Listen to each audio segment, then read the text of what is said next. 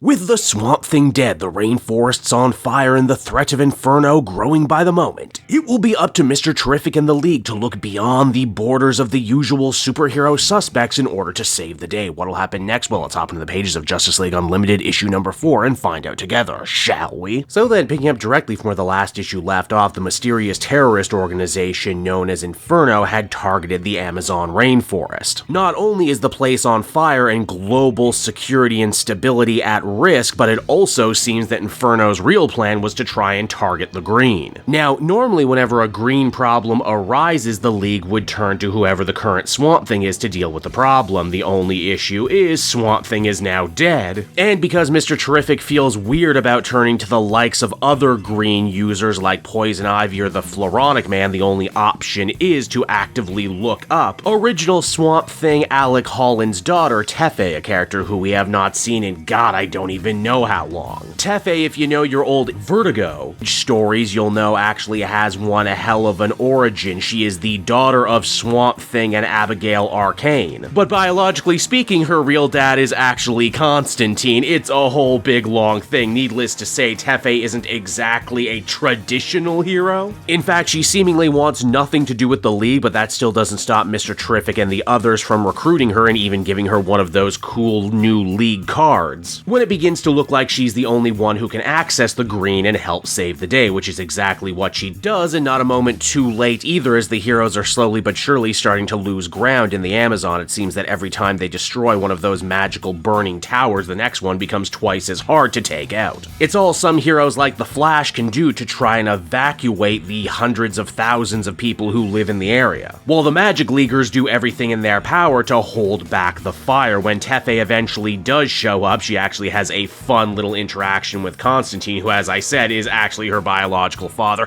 and an original Vertigo character as well. The plan after that is quite simple: supercharge Tefe with as much magical energy as they can so that she can hopefully try and fix whatever the Inferno broke inside the Green. Of course, the problem with that is that there is very literally a ticking clock attached to all of this. If the destruction in the rainforest is allowed to continue unabated, they might not be able to reverse the damage to Earth. Hell, even the Justice League's plans C through Z, like having the Blue Beetles try and siphon some of the flames into the Phantom Zone, or having the Kid Flashes read through a bunch of magic tomes at super speed, are starting to seem like long shots as well. Now, the main story isn't actually the only thing that Mark Waid chooses to deal with in this issue, because we actually check on in with Batman, who it seems has lived up to his title of World's Greatest Detective by hunting down Martian Manhunter. You'll recall that John had freaked out on a Parademon a couple issues ago and had gone into hiding. No one really understood why. But again, leave it to good old Batman to figure all that out on his own. Bruce knows that John has lost his amazing psychic abilities, and because of that, he feels like a man who has lost his sight and hearing all in one day. Again, as a Martian, John used his psychic abilities to perceive the world. It was his kind of main thing, you know? Martian Manhunter feared that he might be dangerous on the team without his abilities, that he might be a liability, but Batman, in a very sweet scene wherein he decides to gas up an old friend and teammate, he says that the Justice League really would not feel the same without Martian Manhunter on it. He is, after all, one of the most consistent members, as well as regularly the group's heart and soul, and honestly, you know what, that's high praise from Batman, and kinda true when you stop and think about it. John's solo series might come and go, but usually the best Martian Manhunter stories are also Justice League stories. Now, back at the Amazon fire, Tefe starts making some progress. She's able to return life to small bits of the Amazon, but it's still not enough. The only way they're gonna fix this problem is by taking an inward journey into the Green and attempting to cast out the Inferno from inside. Aquaman ends up joining this mission because, you know, a forest fire breathing in a lot of smoke and debris is probably the worst place for Aquaman to be. And because Arthur was there last issue when the current Swamp Thing died. And hey, speaking of Levi, as Tefe brings up, he's not actually dead. You see, as Swamp Things are wont to do, when Levi's physical form was destroyed, his spirit simply retreated into the Green so that it could reconstitute itself. Aquaman notes that the Green is a lot wetter than he believed. As Tefe says, those are actually the tears of every living plant on Earth. Because, you know, the situation wasn't nearly dire enough yet. As the two heroes make their way deeper into the Green, eventually they come face to face with an agent of the Inferno. Once again, these guys are all wreathed in shadows and black cloaks, so we can't actually make out anything about them, though we do see see that the same logo and eye that was on the magic towers is the same thing this guy wears. Furthermore, while they don't recognize who the guy under the hood is, Hoodie McGee over here actually recognizes Aquaman. In fact, he even goes as far as to call him his greatest foe. I wonder. In the end, Tefe manages to vanquish this guy from the green by summoning up the spirit of all the old Parliament of Trees members. Basically, the ancient guardians of the green and regular Swamp Thing characters, in case you've never read a Swamp Thing story in your life. This plan ends up working, but it's what happens next that's really interesting. You see, Tefe doesn't keep that magic supercharge that all the other magic-based Leaguers gave her. Instead, she gives it to Levi, so that not only can he speed up his own recovery, but also basically become the entirety of the Amazon forest, putting out the fire and returning everything back to normal. Furthermore, even though she just helps save the day, Tefe still wants nothing to do with the Justice League or superhero life in general, though as she takes her leave, we see her drawing in her sketchbook wherein she has come up with initial plans for something called JLG, or Justice League Green. Ooh, I smell a spin-off. Before we're done though, we end up checking back on in with the forces of Inferno. They may have lost the day, but they're not particularly upset. As far as they're concerned, they still have the Justice League in shambles right now. The good guys still don't know who the hoodies are, where they're going to strike next, or what they even want for that matter. Furthermore, they still have a man on the inside. Dun dun dun! And so that was Justice League Unlimited issue number 4, everybody, and once again, I'm really enjoying what Mark Waid and company are laying down here. If you're a fan of Swamp Thing, or if you remember the more obscure characters from the old Vertigo stories, I think you're really gonna like this one, and if you have no idea about anything I just said, Mark Waid lays it out in a way that makes you go, hey, maybe I should read those. That all sounds pretty interesting, which at the end of the day was something I always liked about the Justice League Unlimited cartoon. Even if you didn't know every character by the end of it, hopefully you would have a better understanding and maybe even want to seek out some of those comics for yourself. This issue also ends up kind of being a nice little love letter to John Jones the Martian Manhunter and celebrating his particular place of prominence throughout League history. Once again, I can really start to see why Waid went out of his way to reset John's origin to pre-Scott Snyder era. Overall, I think I feel comfortable giving this one another very positive 8 out of 10. It's just good old-fashioned, straight-to-the-point superhero storytelling. What's not to love?